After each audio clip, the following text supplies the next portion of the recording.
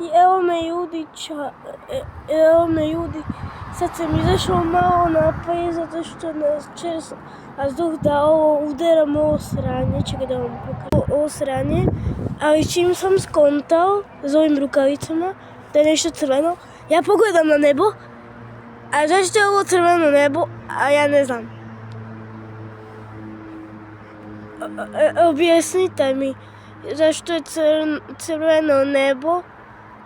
Molim te, objasnite mi, ja idem odmah za malo. Rekao sam da idem da boksujem. Ja koji sam, ja majmu konjina.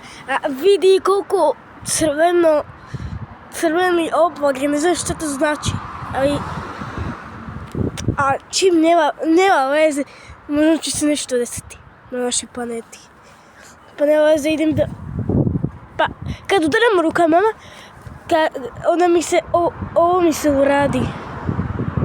Evo, ovo sam se ozlijedio tamo i ja ne znam što se dešava za ovim ovako.